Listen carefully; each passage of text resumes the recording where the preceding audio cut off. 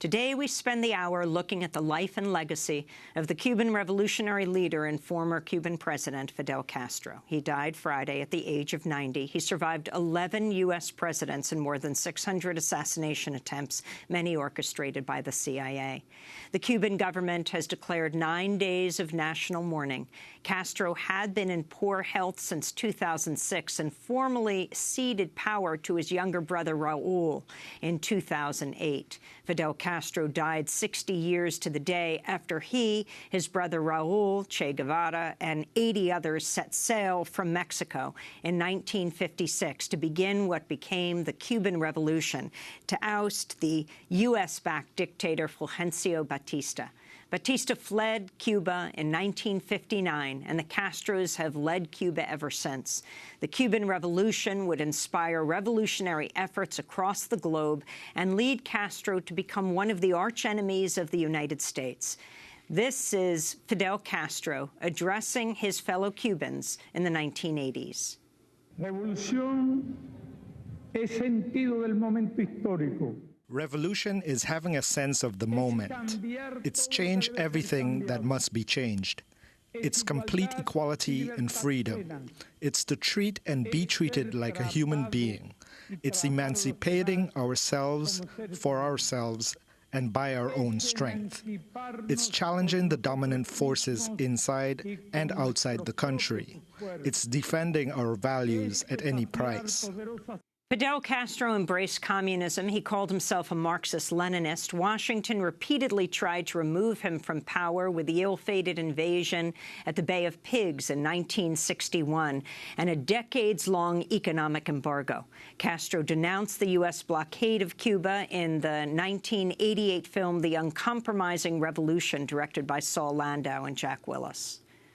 Pudiéramos decir que los primeros 10 años For the first 10 years, the revolution had to survive the blockade and create possibilities of development.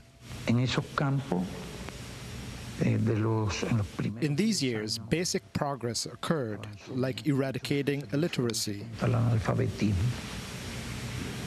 building an educational system, getting schools to remote areas, providing teachers. In those days, we even, quote, improvised teachers because there weren't enough teachers. Plans to train doctors. Of our 6,000 doctors, 3,000 in 1959 were lured to the United States. We have had to face U.S. hostility, the blockade. Great challenges. I think our responses were appropriate. Across the developing world, Fidel Castro is viewed as a hero who stood up to the United States and assisted Marxist guerrillas and revolutionary governments around the world. In the 1970s, he sent Cuban troops to Angola to support the government over the initial objections of Russia. Cuba helped defeat South African insurgents in Angola and win Namibia's independence from South Africa in 1990, adding pressure on the apartheid regime. After Nelson Mandela was freed from prison in 1990, he repeatedly thanked Fidel Castro. On Saturday, the leader of the People's Movement for the Liberation of Angola said Castro was like Mandela. In the world, from time to time, there will be individuals like this who appear, be it in science or politics. These individuals are like our Mandela, and when they leave us with a gap, emptiness and longing. Because for some, Fidel Castro was a dictator, but for us, he was not. He was a revolutionary. Regardless of anything, he was also a charismatic figure. Even his Western enemies respected him. It's difficult for people like that to exist in today's world. These are rare people. They are geniuses. Many Cubans who fled the regime consider Castro a tyrant who demanded absolute obedience from the Cuban people through censorship of the media and by imprisoning people he deemed antisocial, including dissidents, artists, and members of the LGBT community. In July 2015, President Obama reestablished formal diplomatic relations with Cuba. After Castro's death was announced Friday, Obama released a statement saying, quote, "We know that this moment fills Cubans in Cuba and in the United States with powerful emotions, recalling the countless ways in which Fidel Castro altered the course of individual lives, families, and of the Cuban nation.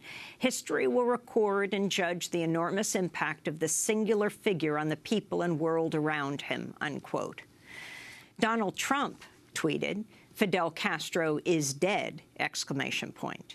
In Canada, Prime Minister Justin Trudeau issued a statement that described Castro as larger than life and a remarkable leader, quote, "a legendary revolutionary and orator who made significant improvements to the education and health care of his island nation," unquote.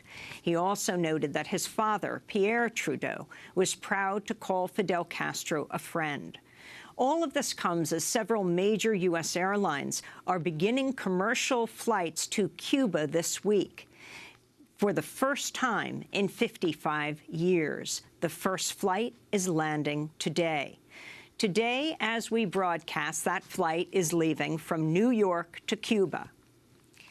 In April of this year, Castro gave what would be his farewell speech. Addressing the closing of a Communist Party Congress in Havana, he defended his record, saying, quote, "Soon I'll be like all the others. The time will come for all of us, but the ideas of the Cuban communists will remain as proof on this planet that if they're worked at with fervor and dignity, they can produce the material and cultural goods that human beings need, and we need to fight without truce to obtain them," unquote. When we come back, we host a roundtable discussion on Fidel Castro's life and legacy. Stay with us.